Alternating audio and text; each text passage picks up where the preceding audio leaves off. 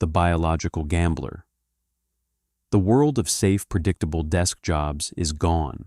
You are now operating as a venom extractor. Your margin for error is absolutely zero.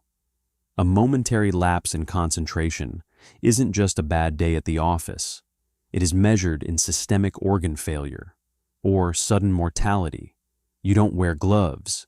Thick material would ruin your fine motor skills. It would block the physical feedback you desperately need.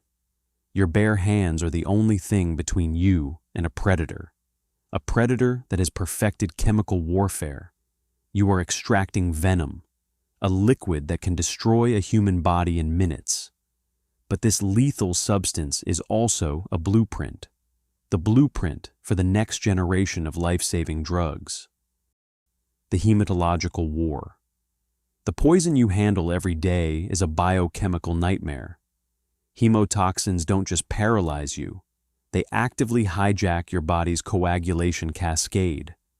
They transform your liquid blood into a solid mass of jelly. A single drop of viper venom causes a thrombin burst. It turns your blood into solid fibrin within seconds. But inside a living victim, the opposite horror often occurs. The venom consumes your body's entire supply of clotting factors. It destroys them faster than your liver can make them. This triggers venom-induced consumption coagulopathy. Your blood becomes entirely incapable of clotting. You suffer from spontaneous systemic hemorrhage. You bleed from your gums. You bleed from old wound sites. You bleed deep inside your internal organs, even your brain. The mechanics of the strike. To harvest this nightmare, you must face the ultimate biological machine. Vipers have needle-like fangs. They are mounted on a rotating jawbone. They swing forward like a switchblade. They can execute a strike in less than 100 milliseconds. That is faster than a human can even flinch. If their first hit isn't perfect, they adjust. They independently move each side of their jaw. They walk their fangs deeper into your flesh. Cobras and mambas are different. Their strategy is equally terrifying.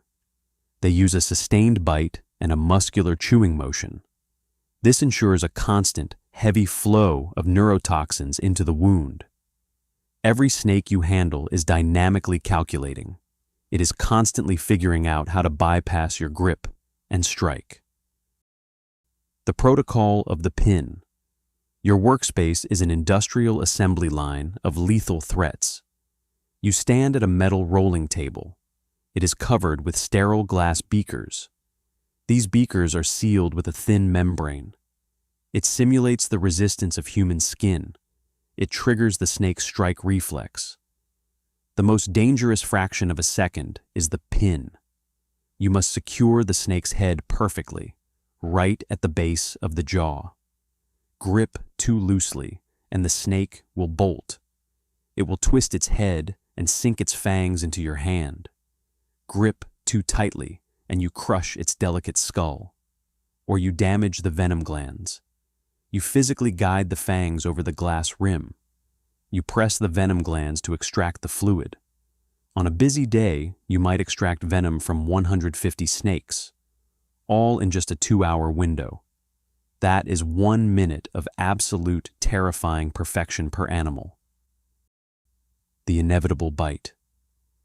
In this profession, getting bitten isn't a matter of if, it is a matter of when.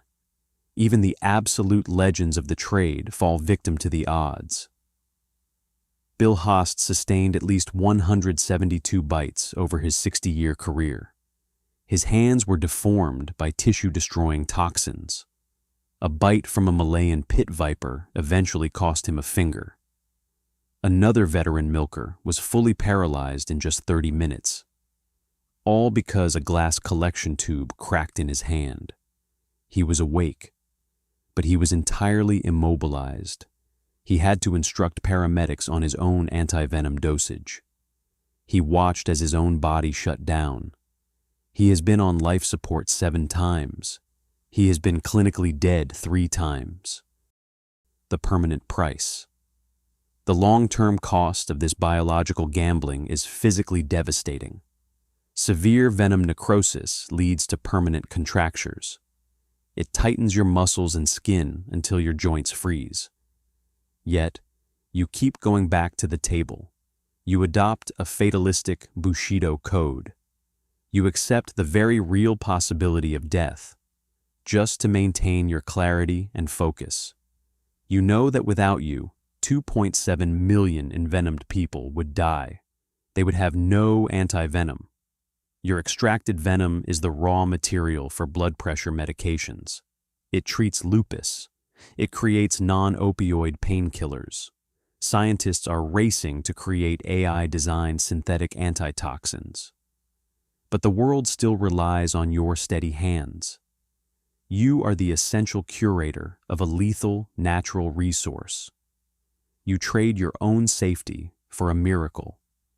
You turn the reptilian saliva of death into the liquid gold of life.